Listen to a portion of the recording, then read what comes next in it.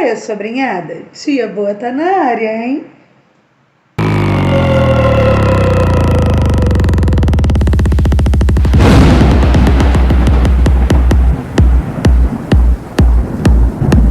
No vídeo de hoje nós vamos falar da capa da The Economist que saiu para o ano de 2025. E só para deixar claro, nesse canal nós falamos de teorias e não de afirmações. Então, se você curte teorias, já deixa seu like e se inscreve no canal se você não for inscrito. E se você não gosta de teorias, por favor, dá licença que está atrapalhando a passagem. Vambora! Primeiramente, para quem talvez não saiba, porque ninguém é obrigado, né? Vamos explicar o que é a The Economist. A The Economist é uma das revistas mais influentes no mundo, conhecida principalmente no meio teórico por, curiosamente, antecipar, ou seja, meio que prever, eventos políticos, econômicos e tecnológicos globais. Ou seja, ela é a prima mais próxima dos Simpsons, né? Detalhe importante a ser destacado. Segundo vestígios no ar, a revista teria ligações com grandes banqueiros e empresários da elite britânica. Tá fraca não. Supostamente, suas publicações têm ligações diretas com grupos como o Fórum Econômico Mundial, o Clube de Bilderberg e a Comissão Trilateral. Curiosamente, ao longo dos anos, suas capas frequentemente trazem símbolos e mensagens subliminares sobre o futuro, como se as elites realmente programassem tais eventos mundiais e estivessem exaltando seus projetos e se comunicando através de códigos que, de antemão, somente eles de dentro das ordens compreendem. E a gente fica aqui lutando para entender. A capa de 2025 segue esse padrão. Repleta de símbolos enigmáticos, ela parece anunciar os próximos passos da agenda globalista e acontecimentos futuros que, como se fossem viajantes no tempo, esses grupos, assim como o desenho dos Simpsons, simplesmente sabem. Eles simplesmente sabem o que supostamente está para acontecer de grande impacto no mundo. Isso bem para o futuro. A capa de 2025, por exemplo, trouxe de oculto devidos elementos: um olho destacado, um carro com uma bateria acima, políticos, Saturno, seringa, uma boca, um nariz, algo que parece uma fábrica, algo que não se sabe se é um míssil ou um foguete, uma ampulheta, destacados símbolos do dólar e do yuan, que é a moeda chinesa, muros, cercas, algo que parece um ambiente urbano com vários prédios, o símbolo de resistência, que seria o punho fechado para o alto, entre outros que ao longo do vídeo eu posso citar. Vamos agora tentar decifrar esses elementos da capa. Bom, creio que você já tenha ouvido falar que, segundo teorias, dentro das ordens secretas, existe um culto voltado para Saturno. Sem falar que algumas teorias ligam Saturno diretamente a...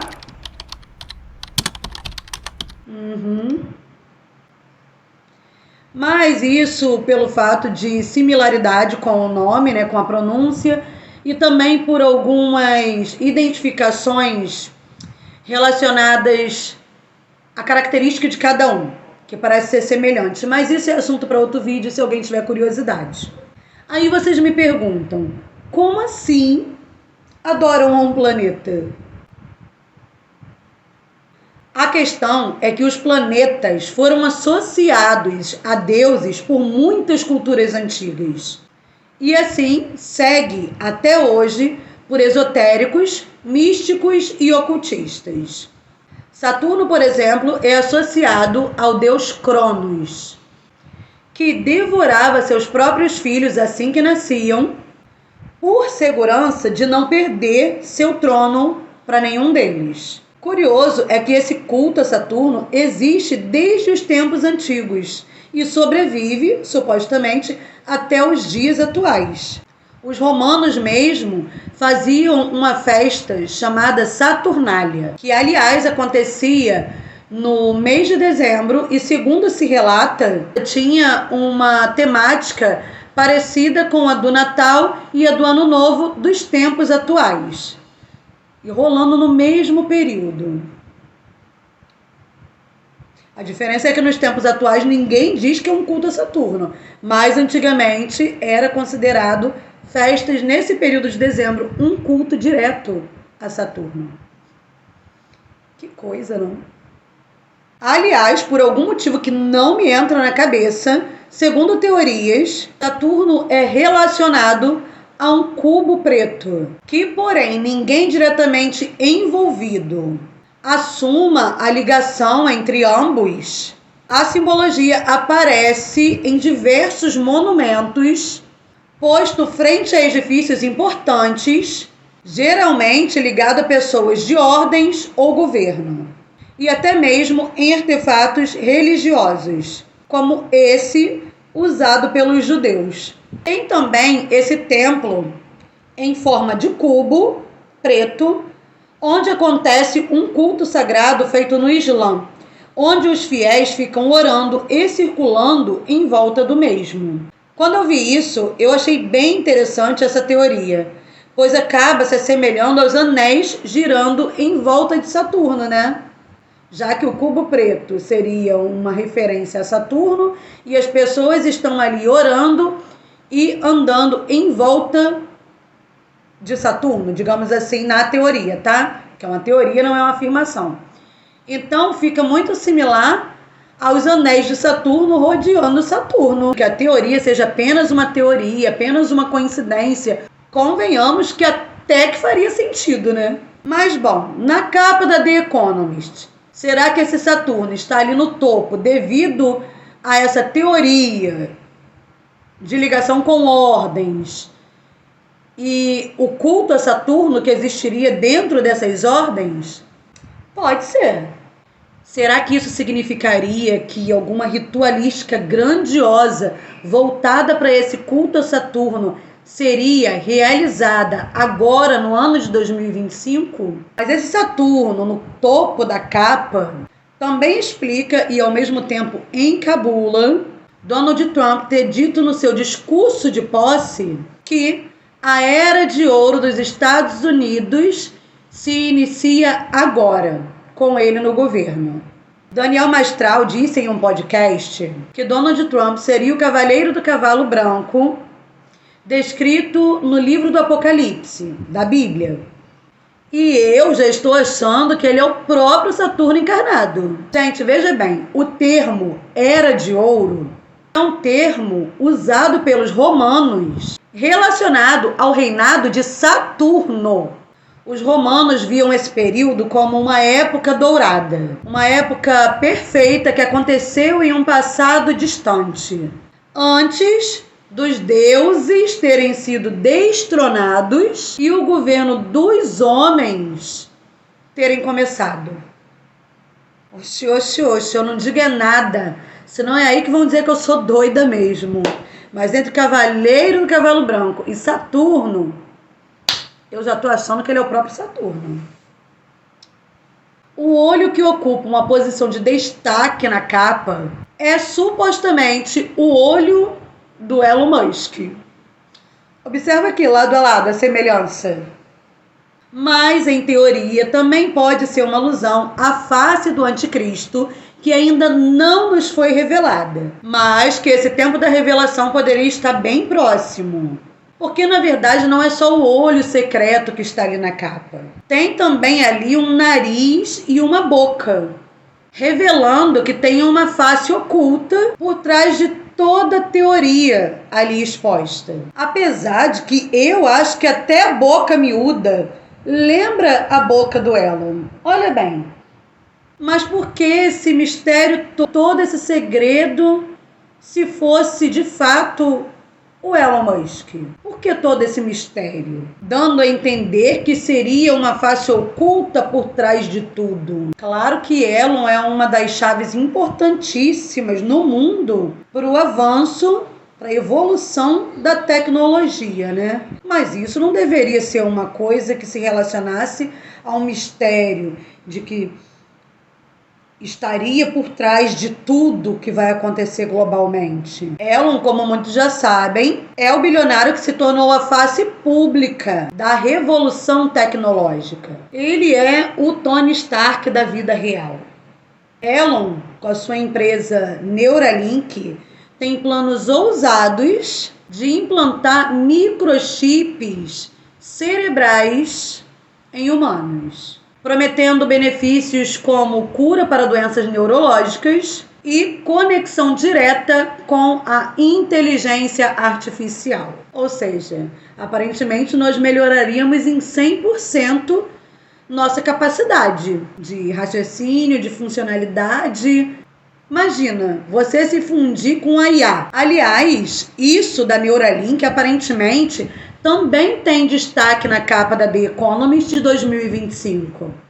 Pois lá também aparece o microchip e também a imagem que parece ser várias codificações de dados. O que já assusta muitos, principalmente aqueles que acreditam em profecias bíblicas.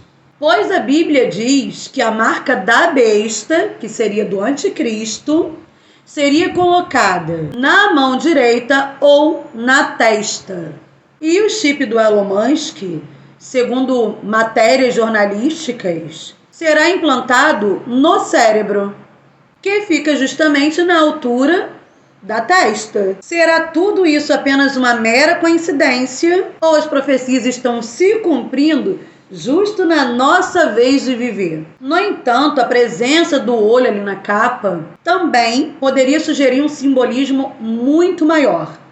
O do olho que tudo vê, que, segundo teorias, é um dos principais símbolos dos Illuminatis, de ter domínio sobre uma vigilância global, o que também levanta teorias sobre a implantação do microchip no corpo humano. Pois, supostamente, ao implantar o chip, o que se supõe, os envolvidos em tal projeto poderiam não apenas só curar doenças, mas também monitorar e controlar a mente das pessoas, criando uma sociedade onde as ações e pensamentos das pessoas podem ser manipulados digitalmente e não mais uma ação de autonomia de cada um. Aliás, aparentemente, como a elite oculta exalta seus projetos por códigos, principalmente na mídia, tem até mesmo um filme que fala sobre uma situação muito similar ao domínio por meio de um microchip introduzido no corpo humano. É o filme Kingsman: Serviço Secreto.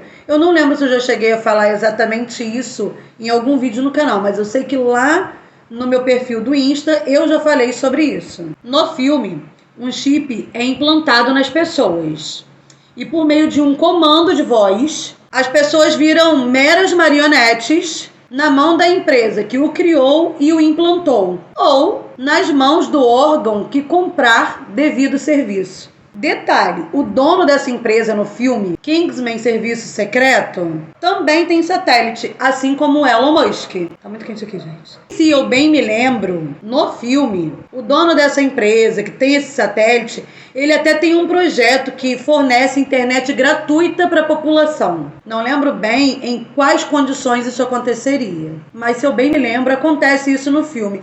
E é bem como um projeto que Elon Musk também já falou que tem, de liberar a internet gratuita para toda a população. Que coincidência, não? Cara, pode ser só coincidência, mas é muito coincidência. Ao lado desse olho, que parece ser muito similar ao olho do Elon Musk, tem o desenho de um olho com o símbolo de radioatividade dentro. Sem precisar falar exatamente muito, vou mostrar a vocês o que veio logo à minha mente. Pois é, recentemente viralizou que algumas empresas estão pagando pelo escaneamento de íris ocular humana. E simplesmente, sem entender a fundo o motivo desse escaneamento, milhares de pessoas estão vendendo. Tudo que se sabe sobre o interesse nesse escaneamento da íris é que empresas e governos estão investindo em tecnologia de reconhecimento de íris para identificação biométrica. A WorldCoin, por exemplo, escaneia íris em troca de criptomoedas, que no caso é o mesmo que dinheiro, alegando criar uma identidade digital global. Tá, e para que essa identidade digital global? A identidade digital global serviria para unificar cadastros e comprovar a identidade online sem precisar de documentos tradicionais. Gente, eu tô suando horrores aqui. Deus, Rio de Janeiro, vai com calma. Tudo que se sabe é que empresas como a WorldCoin pagam por isso porque querem criar um sistema seguro para transações digitais e evitar fraudes. Ok, até aí tudo bem. Mas eis que, segundo suposições, também há a possibilidade de que no futuro essas empresas possivelmente possam lucrar com os dados e a adoção dessa identidade em serviços financeiros e tecnológicos. E vamos combinar, né? Se estão pagando pelo escaneamento da nossa íris cerca de 300, 400 reais, é porque possivelmente vale muito mais. Até porque é uma identificação única de cada um. Ou seja, uma identificação importantíssima. Então, digamos que eles compram a íris da fulana, do fulano, por 300, 400 reais. Aí, futuramente, eles podem fornecer os dados da íris que eles compraram para outras empresas que vão trabalhar com essa função de escaneamento. E aí eles compraram por 300, 400 e podem vender, porque comprou, então tem autoridade sobre isso, podem vender para outros órgãos interessados por, sei lá, por milhões talvez. Vai saber qual vai ser a importância disso. Agora, o que me deixa assim muito encabulado é que eu não sei se vocês lembram, mas no ano passado, uma empresa chamada 23andMe, que aliás eu fiz até um vídeo sobre esse caso, perdeu eu não sei quantos dados genéticos dos seus clientes, que segundo matérias, perderam para um hacker que invadiu o sistema. Agora uma outra empresa está pagando pelo escaneamento da íris humana. Que eu não sei se existe um contrato antes de você vender o escaneamento da sua íris, se existe um contrato onde você bota ali para que essa íris pode ser usada, se existe um limite do que se pode fazer com ela, até onde vai a sua autoridade sobre isso. Mas também, né, quem garante que não poderia haver também uma invasão hacker, como aconteceu com a 23andMe. Eu só me pergunto se não tem mesmo, lá no oculto, um interesse mais a fundo nessa questão dos dados humanos. Porque que interesse é esse nos dados genéticos humanos, na nossa biometria, na nossa identificação única? Eu já não duvido de mais nada na ousadia da ciência. Já pensou se pegarem esses dados para criar robôs com os mesmos dados genéticos de devidas pessoas, de devidos humanos? Sério, já pensou? Porque, a ciência tenta de tudo para fazer os robôs cada vez mais perfeitos e mais similares à humanidade. Outro dia eu vi a imagem de uma robô gerando um robozinho. Uma robô com barrigão e um robozinho sendo gerado dentro. A gente sabe que não é assim que os robôs são gerados, gente. Deu a entender que o homem segue tentando fazer uma criação muito similar à humana, até em questão de geração. Então, em questão de emoções, também pode haver esse interesse, claro. Para isso, precisa de muita coisa para ficar similar ao humano, né? Não sei, esse negócio de interesse nos dados genéticos da humanidade me pega um pouco nesse quesito da tecnologia. Tá avançando muito, sabe? Essa questão de querer fundir, não sei, futuramente saberemos. Podia estar numa piscina, mas tô aqui gravando para vocês, tem que me valorizar, seus falsos. A presença de Donald Trump na capa e outros líderes provavelmente não é coincidência. Todos sabemos que Trump retornou agora à presidência em 2025. Que, aliás, curiosamente, isso também já havia sido revelado, premeditado em mídia digital pelo ex-satanista, ex-membro assumido de ordens secretas, Daniel Mastral, que disse que já era parte da agenda dos senhores do mundo o retorno de Trump à presidência, pois havia um grande propósito, até mesmo espiritual, que foge da nossa compreensão nesse eleitorado de 2025. E vejam só, Mastral falou sobre essa reeleição do Donald Trump ainda durante a campanha política. E assim foi feito posteriormente, né? Trump está aí de volta na presidência. Lembra que alguns minutinhos antes eu falei que, nossa, já estou começando a achar que o Trump é o próprio Saturno. Mas Daniel Mastral falou que ele era o Cavaleiro da Paz, o Cavaleiro do Cavalo Branco, que é o Cavaleiro da Paz, descrito na Bíblia, no livro de Apocalipse. Então, a questão é ao que se entende, ao que eu entendi até agora, entre todos os governantes, Trump tem sido o único que é contra a ideia de um governo global, de uma nova ordem mundial, né? Como as teorias dizem, que um dia há de existir e que, aliás, haveria um único governante e que esse único governante, ele seria o próprio anticristo. E aí, parece que Trump é o único que é contra, que ele ainda quer manter a questão nacionalista, cada um cuida do teu. Ele é uma pedra no caminho da elite, então, que quer trazer a nova ordem mundial, unificar todo o governo. Para mim, isso buga um pouco, porque vai contra a ideia de que os governantes e a elite oculta que tem esse plano são todos um grupo só. É uma coisa que para mim é contraditória. Ué, como assim ele não é a favor?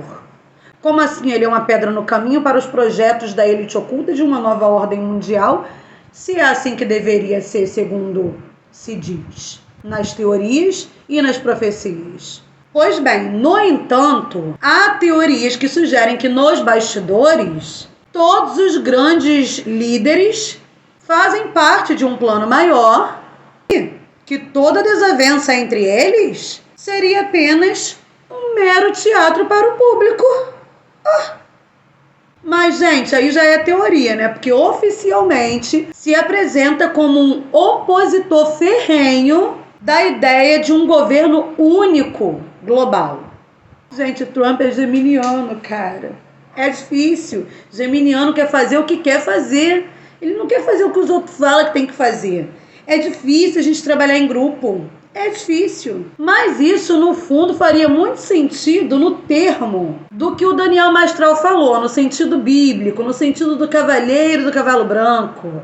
Por quê? Se Trump fosse de fato esse cavaleiro, bate com a teoria de que esse, atualmente, de antemão, seja contra a elite oculta. Porque depois, na Bíblia é dito que esse cavaleiro, denominado Cavaleiro da Paz, na Bíblia diz que esse devido cavaleiro, ele prometeria uma coisa, mas no fim seria outra, entendeu? No caso ali, diz que prometeria paz, traria paz, mas depois era uma falsa paz. Ou seja, alguém que de certa forma enganaria a outros. E é aí que as teorias entram na nossa mente. Porque as peças sempre parecem se encaixar, sabe? Eles sempre têm bons argumentos e aí a gente fica meio que bugado mesmo, não tem como. Sobre os demais líderes que também aparecem na capa, supostamente está sinalizando um possível conflito geopolítico, onde crises políticas podem surgir e como podem serem justificativas para medidas extremas, como novas restrições de liberdade, confusões entre os governos, que vai respingar para todo mundo, ou mesmo, meu amor, um colapso econômico.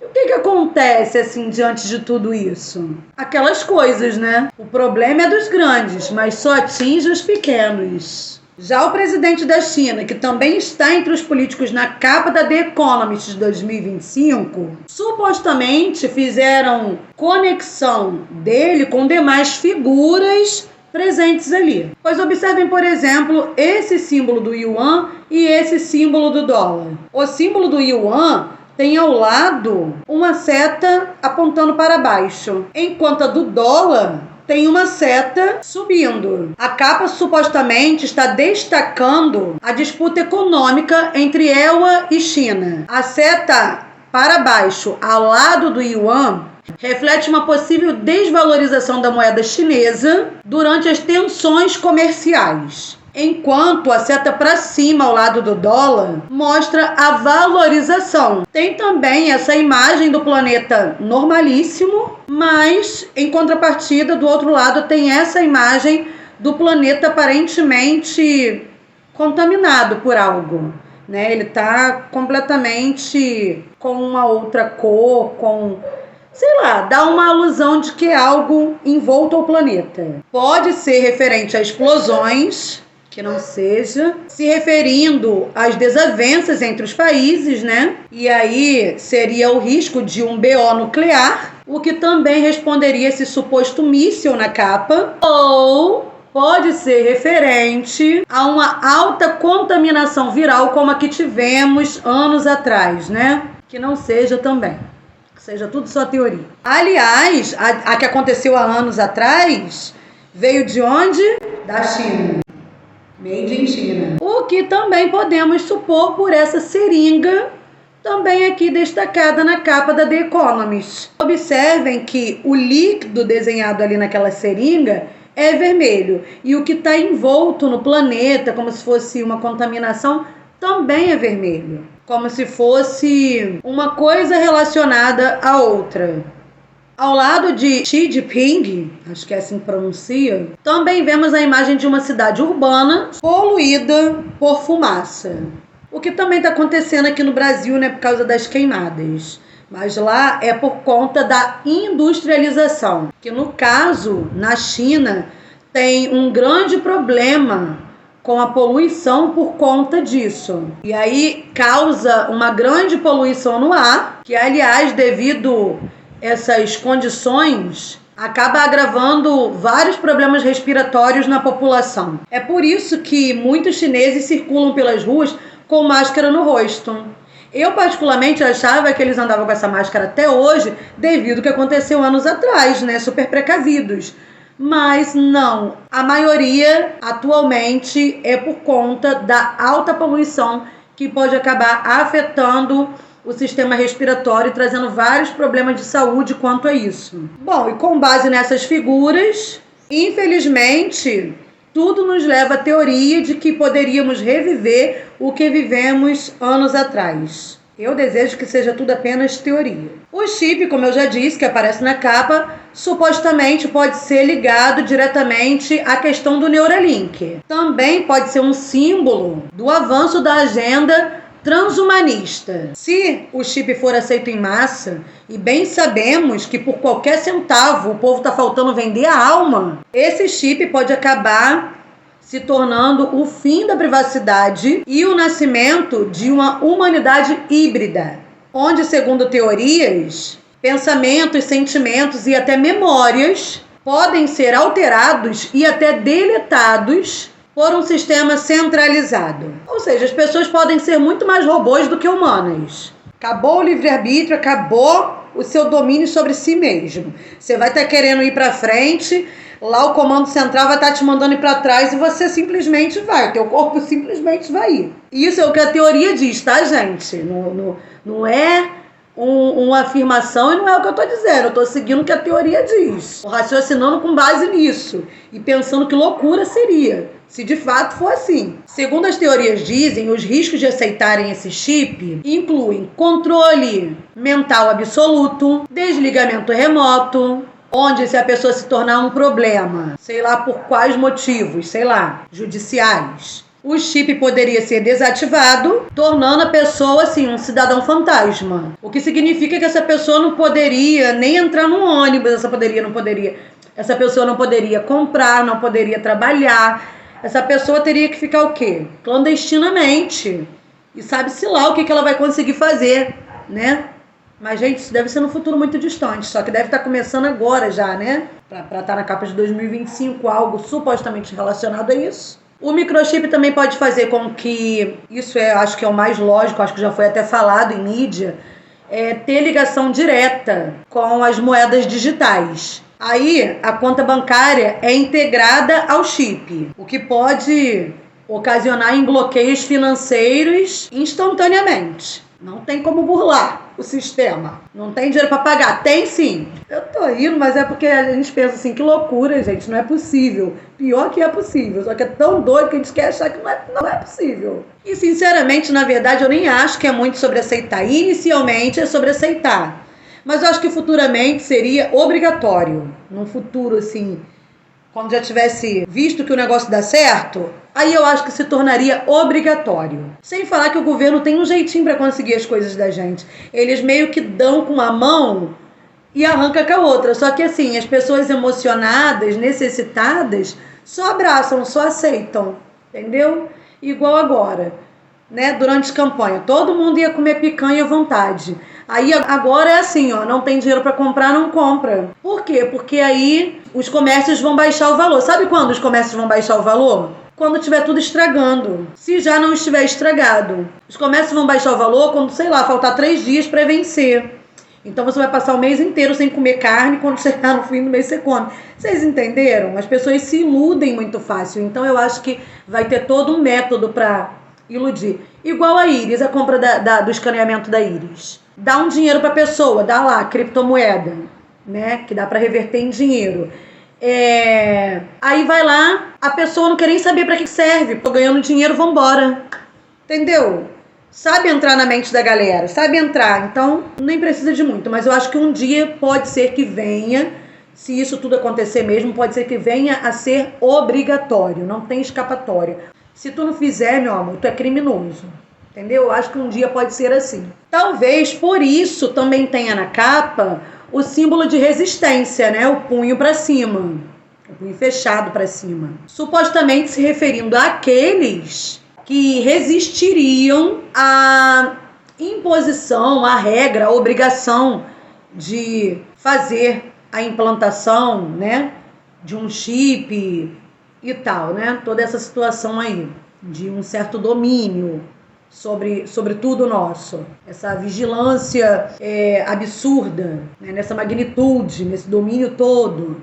Pô, nem minha mãe manda em mim desde os 18 anos, vai vir agora o povo querendo me dominar. Bebam água. Tô aqui há mais de 1 hora sentada. Se eu não rir, se eu não brincar, meu amor, tem que aproveitar, porque vai que um dia tudo isso acaba.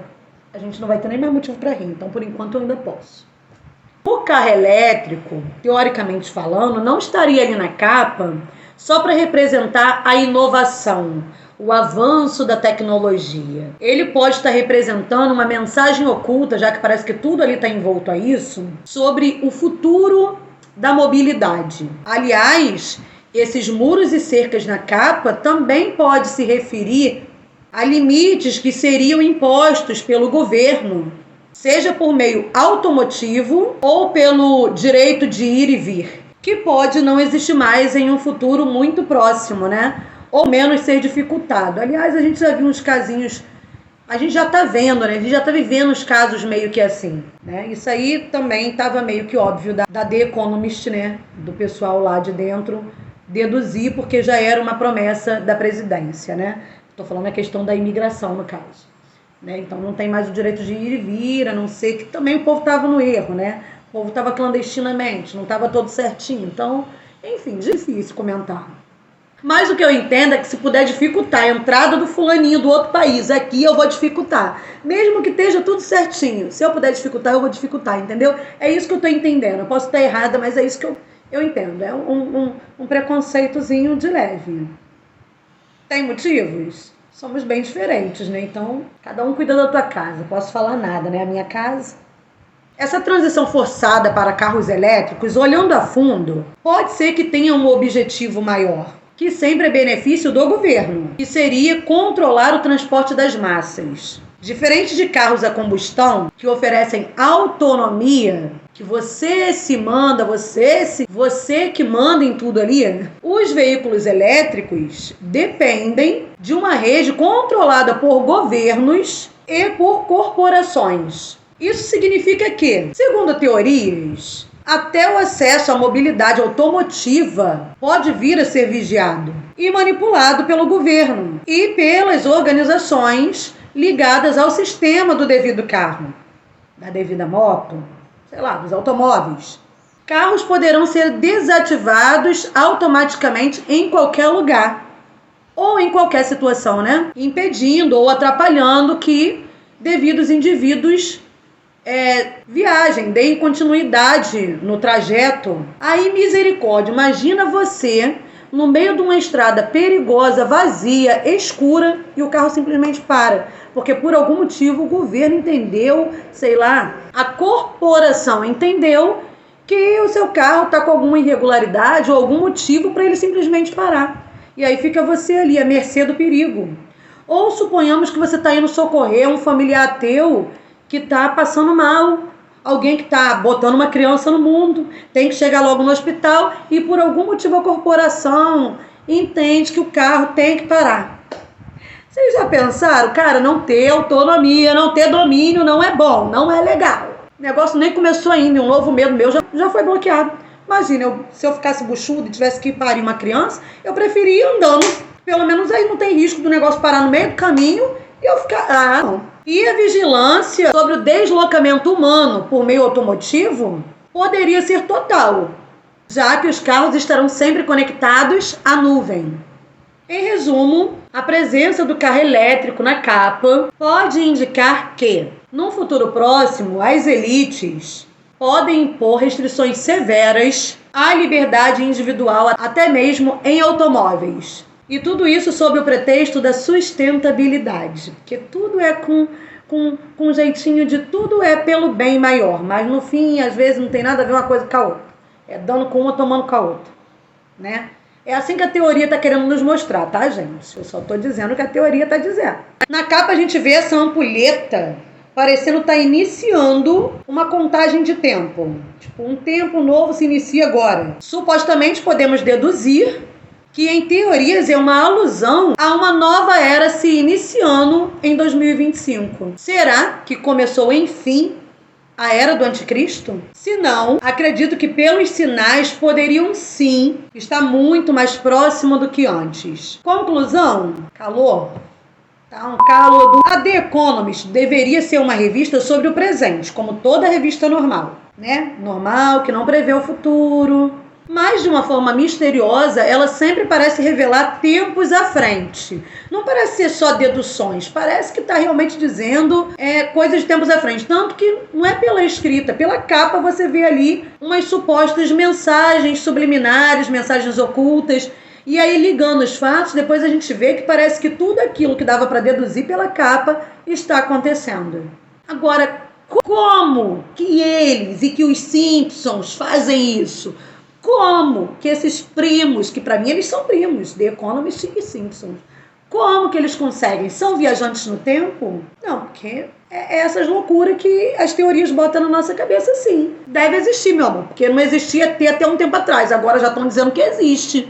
Então por que não, Eu já não duvido de mais nada nesse mundo, não duvido. Então, o que a The Economist, resumidamente, depois de eu falar pra caramba, explicar detalhadamente, trouxe para 2025? Quais são as previsões, as teóricas que a gente tem? Vigilância total através de chips cerebrais e através da IA, conflitos políticos criados para justificar novas regras globais, uma nova crise sanitária, controle absoluto da mobilidade dos automóveis, que podem ser desligados remotamente. A pergunta que fica é: essas previsões são meras coincidências? Que seja. Ou será que estamos diante de um plano cuidadosamente elaborado? Se 2025 seguirá esse roteiro ou não, só o tempo dirá. Mas e se essa capa estiver realmente revelando pistas sobre o futuro? Você está tranquilo quanto a isso? Diga para mim nos comentários como você se sente em pensar nas supostas teorias trazidas nessa capa. E eu já vou deixar claro o que eu penso. Queridos, como a boa geminiana que eu sou, viva! Brinca, se diverte, tenta rir, tenta abstrair, tenta não surtar, tenta não pensar muito nas coisas ruins. Sabe por quê? Se esse tempo chegar, a gente não vai ter mais oportunidade para isso, provavelmente. Então aproveita que ainda temos essa oportunidade. Imagina que parece que está cada vez mais próximo, segundo as teorias, de um tempo muito mais obscuro. E aí as novas gerações não vão ter nem o tempo de liberdade que a gente ainda tem. A autonomia, o direito de ir e vir, sabe? Motivos para estar rindo, mesmo diante de algumas tempestades. Então, na minha cabeça, é viver, rir, tentar abstrair o quanto pode, sabe? Se é hoje que você tem, amanhã tudo vai ficar ruim. Então, vive muito hoje. Tenta sorrir muito hoje, tenta se divertir muito hoje, tenta fazer coisas que você gosta hoje. Ainda que tivesse certeza de que amanhã tudo muda, sabe? Eu penso assim. Acho que é por isso que eu falo essas coisas e os outros ficam, você fala rindo. Claro, eu vou surtar, eu vou pirar. Eu ainda tô no tempo de viver, sorrir, brincar, ir e vir. Nada de ficar desesperada. É isso. Espero os comentários de vocês, o like. E vão me seguir lá no meu Insta, tá? @Shaila_Malagueta _Tia Boa. Te aguardo por lá, manda um direct pra mim. Ok? Eu adoro ficar me comunicando com vocês. Beijo, tchau e até o próximo vídeo.